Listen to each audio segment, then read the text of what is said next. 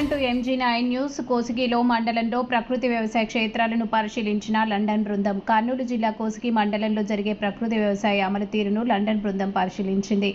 RYSS ఆదేశాల మేరకు జిల్లా DPM మాధురి ఆధ్వర్యంలో లండన్ స్కూల్ ఆఫ్ ఎకనామిక్స్ విద్యార్థులు తమ రీసెర్చ్లో భాగంగా కోసిగి మండలంలో జరిగే ప్రకృతి వ్యవసాయాన్ని పరిశీలించారు. మండలంలోని నాగరాజు పొలంలో వేసిన PMDS పంటను, దేవి ఈరమ్మ పొలంలో RYSS సంస్థ ప్రవేశపెట్టిన హాఫ్ మూన్ మోడల్ను పరిశీలించి తమ ప్రాక్టికల్స్ను ఈ పరిశీలన ఎంతో సహాయపడుతుందని, వేసవిలో చుట్టుపక్కల పొలాలన్నీ కూడా ఖాళీగా ఉన్నప్పటికీ ప్రకృతి వ్యవసాయంలో పండించే పొలాలు మాత్రం పచ్చదనంతో నిండి ఉండి ఆ పొలాలు ఎండవేడి తక్కువగా ఉండి చాలా ఆహ్లాదకరంగా ఉందని, ప్రకృతి వ్యవసాయ క్షేత్రాలను పరిశీలించిన రీసెర్చ్ తమకు ఎంతో ఉపయోగకరంగా ఉందని లండన్ స్కూల్ ఆఫ్ ఎకనామిక్స్ విద్యార్థులు భావిక గౌతమ్లు అన్నారు.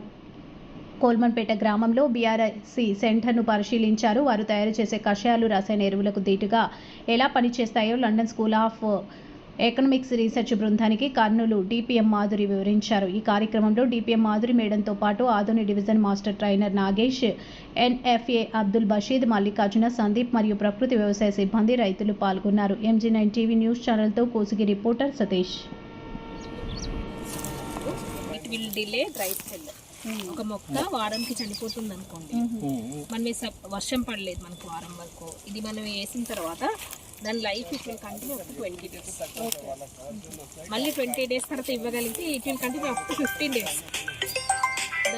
పేరు భావిక ఎండపల్లి. నేను లండన్ నుంచి వచ్చాను. నా masters dissertation paper final paper రాయటానికి ఈ ఆంధ్ర APCNF గురించి వచ్చాము. మేడం గారు ఇక్కడ తీసుకొచ్చి ఈ ప్లాట్ చూపిమన్నారు. ఎందుకంటే ఈ ఏరియా మొత్తం చూస్తే మనకి వాటర్ తక్కువ ఉంటుంది కదా, దానివలన చాలా కష్టం ఇప్పుడు ఫార్మింగ్ చేయడానికి. సో ఈ ప్లాట్కి వస్తే అసలు మనకి టెంపరేచర్ కూడా చల్లగా అనిపిస్తుంది. మంచిగా ఇక్కడ ప్లాంట్ వెరైటీ ఉంది. ఇంకా ఇప్పుడు ఫార్మర్స్ ఎలా చేస్తున్నారు ఈ పనులు, ఇప్పుడు మనం తినే కూరగాయల్లో కూడా ఆ మట్టి టేస్ట్ ఎలా వస్తుంది ఇప్పుడు ఈ న్యాచురల్ ఫార్మింగ్తో, మళ్ళీ మనకి ఆ ట్రెడిషనల్ టేస్ట్.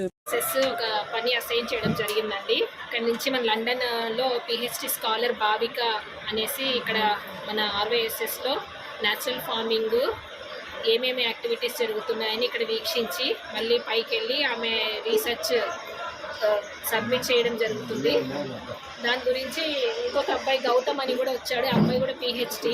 ఇవన్నీ చూసి నిజంగా వాళ్ళు చాలా హ్యాపీగా అవేర్నెస్ వచ్చిందనమాట. న్యాచురల్ ఫార్మింగ్ అంతా ఇంత ఎక్స్టెన్సివ్గా, ఇంత మారుమూల విలేజ్లో ఇంత ఎక్స్టెన్సివ్గా జరుగుతుందా అన్నది వాళ్ళకే ఈ PMDS విత్తనాలు చూడడము, ఇక్కడ ఉన్న ఈ కషాయాలు సేకరించిన ఇవన్నీ చూడడము, PMDS కిట్స్ చూడడము, తర్వాత ఈ అసలు వర్షం లేని చోట ఒక 2 ఎకరాలలో ATM మోడల్ పచ్చగా ఉండడము, అవన్నీ చూసి వాళ్ళు భావిక కూడా నాతో షేర్ చేసుకుందండి. అసలు చాలా విచిత్రంగా ఉంది, ఎక్కడ ఒక మొక్క కూడా కనిపించట్లేదు.